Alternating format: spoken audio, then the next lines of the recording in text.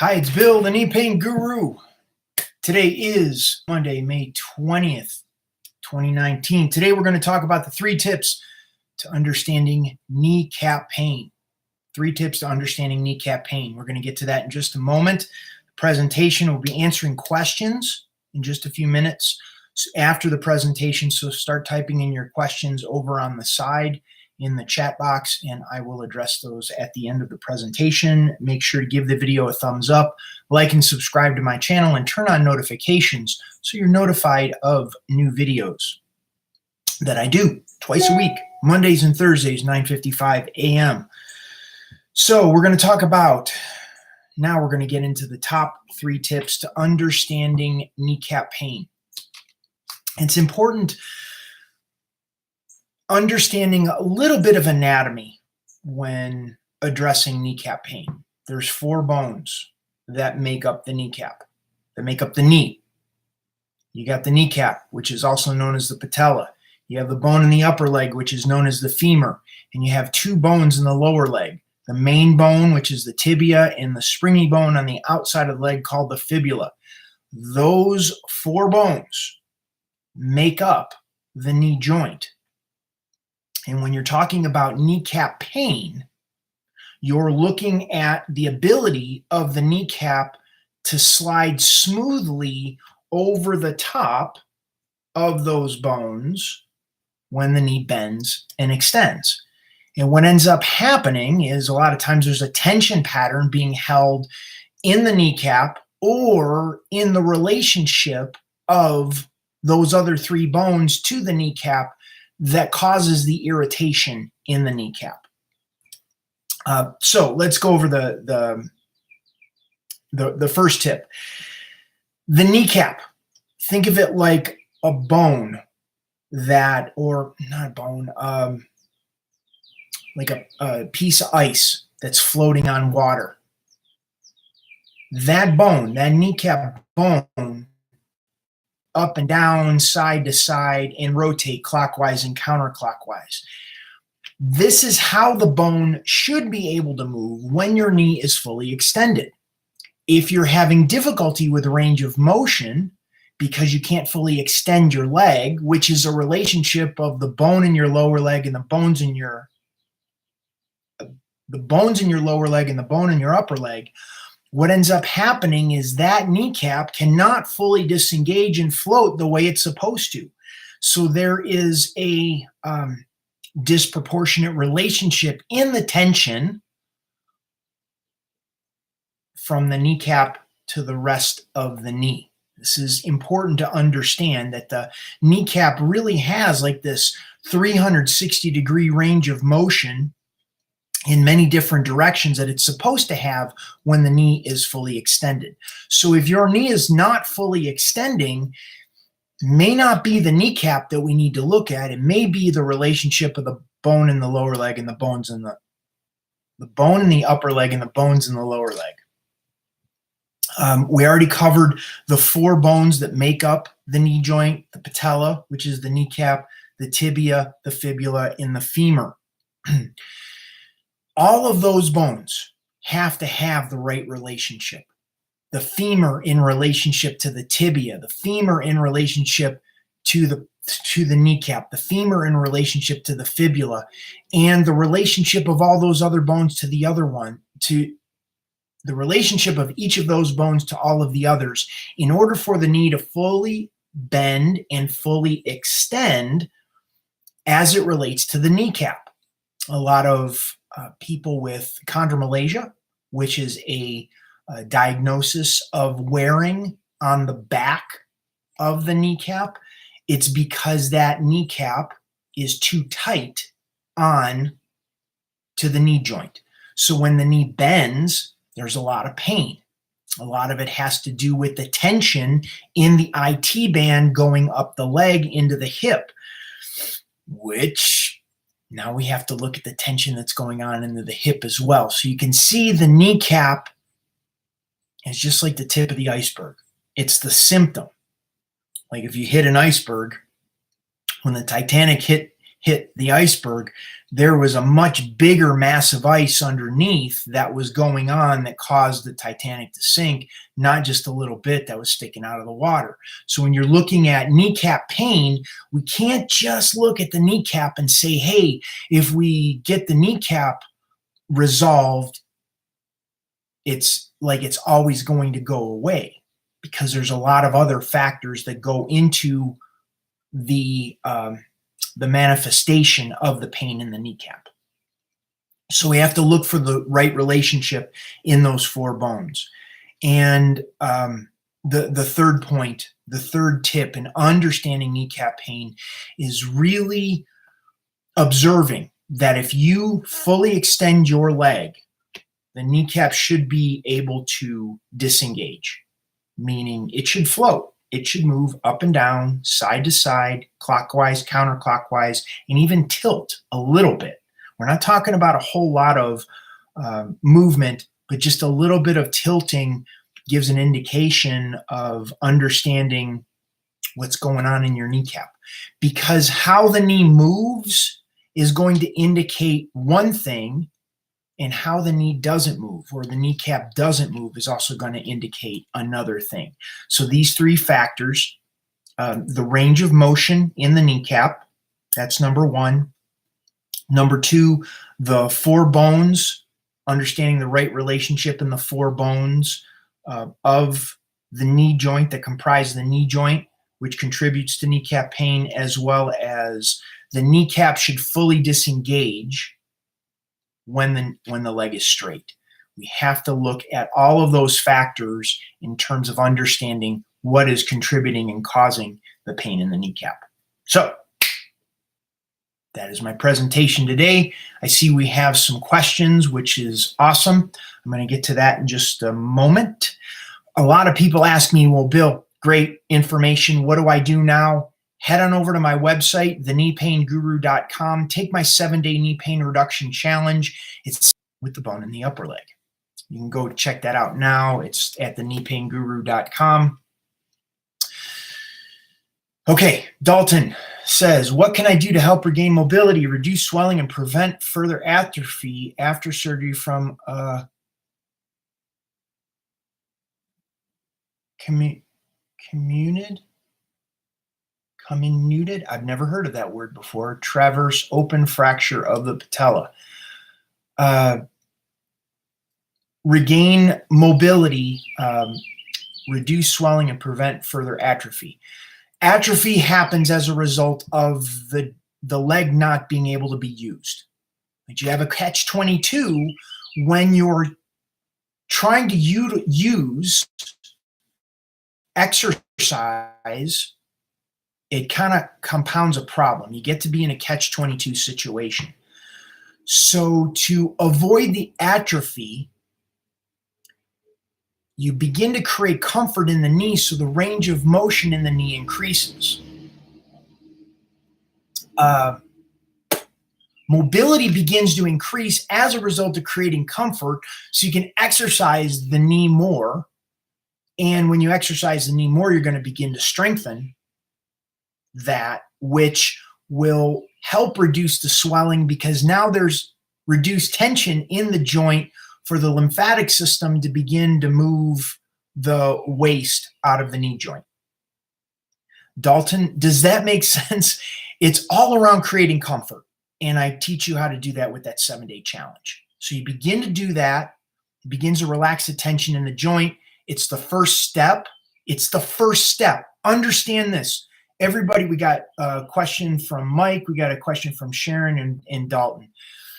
The piece on this, the 7-day challenge, is only the first step. It is not the entirety. It's like playing chess. You make that first move. That doesn't mean you won the game. It doesn't mean the game is over. It just means you made the first move on the game. And the idea with that 7-day challenge is, I know I'm talking out of left field here. I know the docs and the PTs are saying exercise the leg or get drug shots or surgery in order to increase the mobility and range of motion and reduce swelling and all that. I get that.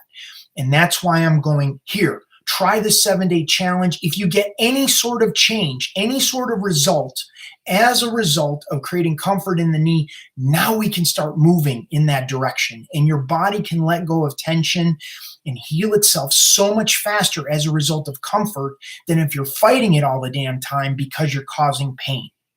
So understand, I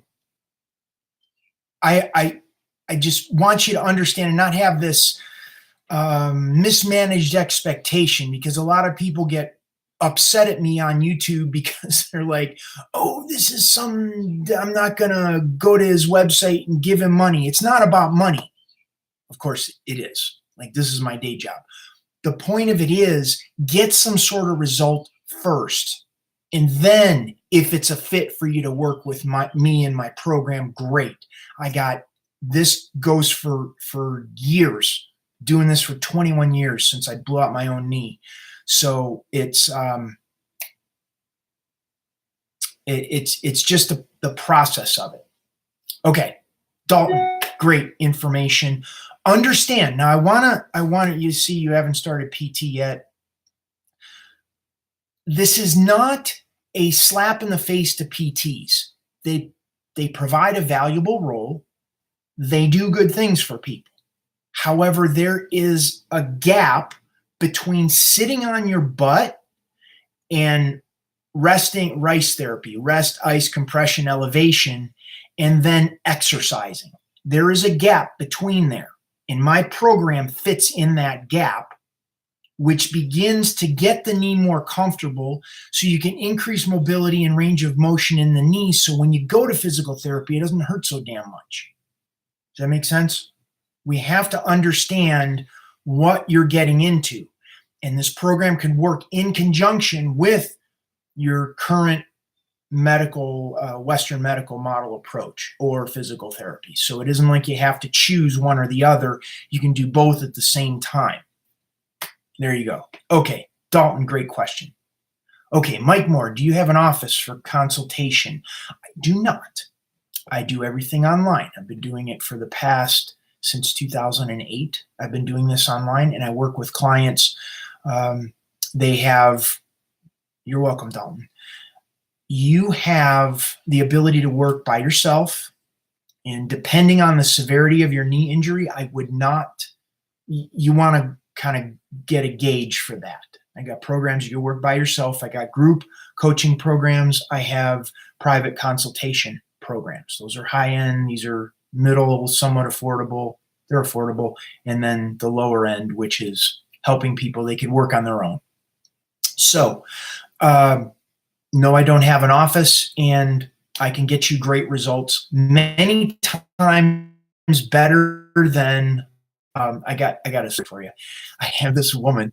It's a little bit amazing to me. She wanted a refund because the program was working so well for her. She had a Baker cyst. This happened this past weekend, and she was working with my Quit Your Quack program. It's a group coaching program. We meet in Facebook twice per week, and her Baker cyst started going away. Now, she's been dealing with this for years, and she got such great results in the first month that she wanted a refund. And I'm like, that is the strangest reason for wanting a refund, is because the program is so effective. But if you think about this, and you don't need letters after your name or have gone to college for, regardless of your diagnosis, if you create comfort in your knee is going to feel better. Just think about that one just for a moment. If you create comfort in your knee, learn how to get the pressure off of the tiny little nerves the width of an eyelash, your body will be able to heal infinitely faster than if you're doing stuff that professionals tell you to do that are putting you in pain and causing you to be in pain for days afterwards. It doesn't take a rocket scientist to figure that one out.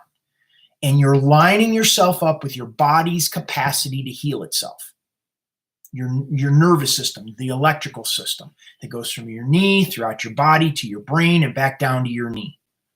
It's why you feel stiff and jagged and like you don't move all that smooth as a result of the pain in your knee, especially like Dalton was sharing. He had this, what happened? He got a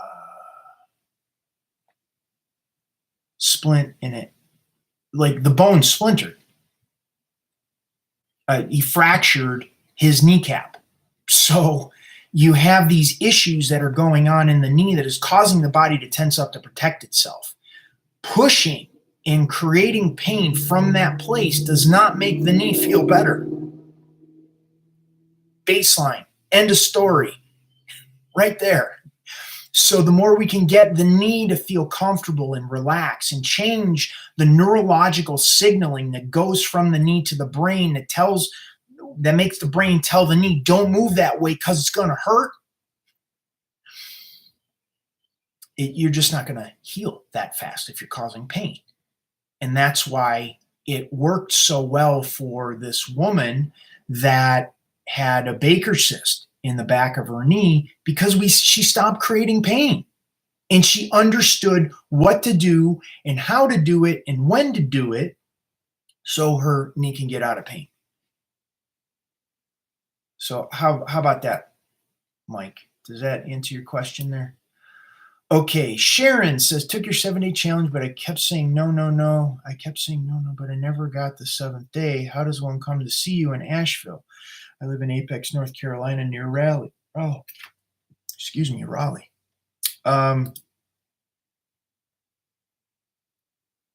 Sharon, send me an email. Customer service at thekneepainguru.com. I'll type it in here.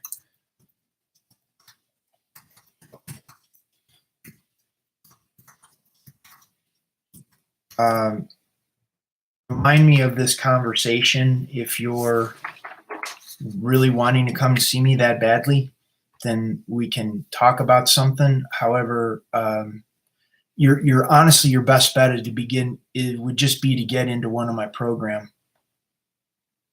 Okay, great. You're welcome, Mike. Sharon, and this is the piece, like, ultimately, and this is my case for my business model in not seeing people in person. There is this,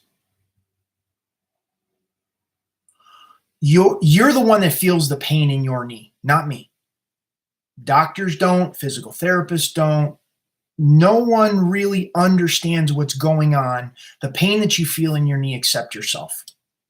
So that means the only way you can understand how to get your knee out of pain is by feeling how to get the pressure off of the nerves in your knee.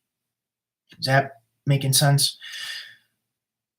If I do it for you and your knee pain comes back, then you're kind of reliant on me to come back to me to help you again.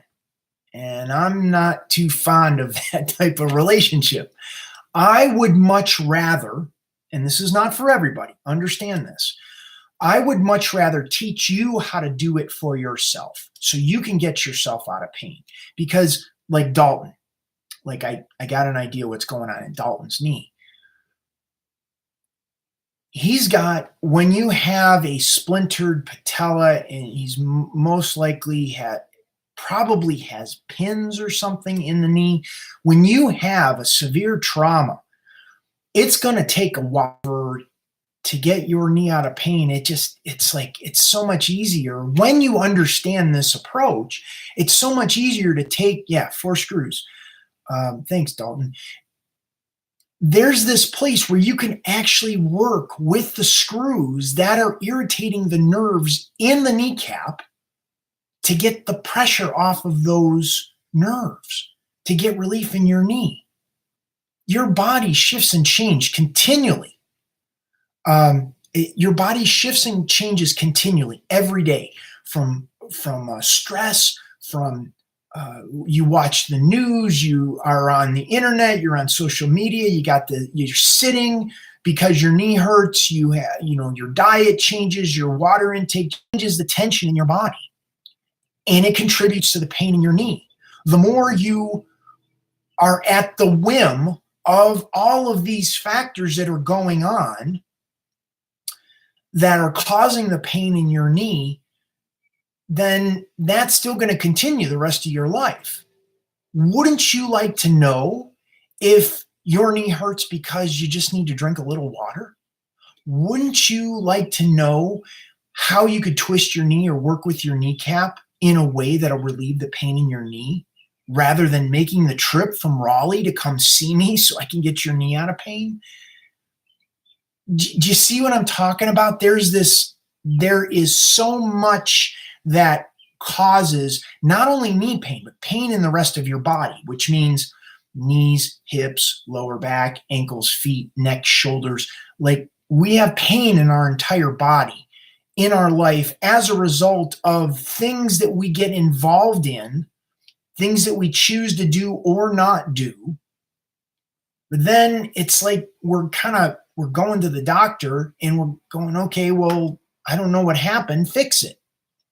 And to be honest, the doctors don't really know how to do it either. They understand drugs, shots, surgery, or write a prescription for you to go physical therapy. That's really it. Understand that's their business model. And I say business model. And if you want to roll that way, that's great. I'm fine with that. Understand, though, you're making a choice. And it could look like my dad. You know, the whole saying shoemakers' kids have holes in their shoes. My dad's had 3 back surgeries and a knee replacement, and he was going to go for a shoulder replacement. The doctor had the conversation with him that he's 75 and it's really not going to improve the quality of life. Well, it didn't improve his quality of life the previous 10 years that he got all these surgeries. So I want you to understand what you're getting involved in. Okay, Mike says, I had total knee replacement. I had both hips replaced. My right leg moves great now, but my left knee had the replacement, is now stiff, and my kneecap hurts. I can't bend my knee. Yeah, Mike, when you have that level of trauma to your body, you can work with that, but understand, and I'm going to do everything I can to dissuade you from my program. Because when you have a replacement, when you have a joint replacement, think of it like there's a rock that huge rock that someone just plopped in the middle of your living room. And you can move your furniture around that rock, but that rock's still going to be there. You can't move that rock. Well, if you've had 1 knee replacement and 2 hips replaced, it's like you got 3 rocks in your living room. And it's really difficult to move things around when you have those immovable pieces that are going on. Now, does that mean I couldn't help you? Absolutely. But you're going to have a difficult time with the type of work that you're going to need to do. And it's not necessarily physical. It's going to be mental and emotional. I could help you. I could walk you through that. I could support you through that. But no, it's going to be some work. That's just the reality of what's going on. Just to let you know, my group coaching program is on Mondays and Thursdays. Mondays at 10:30 a.m. Eastern. No, I'm sorry. Mondays at 1:30 p.m. Eastern time and 10:30 a.m. on Thursdays Eastern time. So, if you like the video, give it a thumbs up, like and subscribe to my channel. Turn on notifications and then share this video if you got with friends that are struggling with issues with their knees. If there aren't any more questions, I'm going to wrap it up here. You're welcome, Mike. Now, Mike, you understand, it's important to understand why I'm doing that, why have been absolutely like, bam, they're out of pain. They have the range of motion, which is going to be limited by the joint itself. But there's a huge philosophical difference between having a knee replacement and my approach. Huge, like night and day. And what happens is there is challenges that come up when a person starts working with my program philosophically. They're going, oh, that means I didn't need to get the knee replacement. Oh, this could have worked and I could have avoided a knee replacement. And there's a lot of internal turmoil that happens as a result of that. So I just wanted to be. The next video that I'm going to do this Thursday, 9:55 a.m., because we do these twice per week. I'm working on it, and it's a knee pain elimination chart. Which videos to work with based on what you have going on with your knee. And that is something, if it's relatively simple, but if you've had knee replacement, or like Dalton was saying, the 4 screws holding his kneecap together, I would work with one of either my group or private coaching programs. Okay, no more questions. I'm going to wrap it up. I got another call here in a little bit. Thank you all very much for being here. Would I start if I wanted to? How would I start? Mike, go to thekneepainguru.com. Go to thekneepainguru.com. And there is a link that says knee pain products at the very top. Here, I'm going to put the link right here. Knee Pain Guru. So you go to the knee pain products link. It drops down into a like a matrix, and I would look at the group or the private coaching. Either the group or the private coaching. Private coaching is more expensive because, well, you're just talking with me. And the group coaching, we meet in the private Facebook group twice per week, and you get the same sort of support. It's just that you might have to wait. Might have to wait for me to answer your question. And if you can't make the call, you could always watch the replay. So whatever that is. So, okay. Thank you all so much. Appreciate you very much. Look for the next video on Thursday, and see you next time. Have a great one. Bye-bye.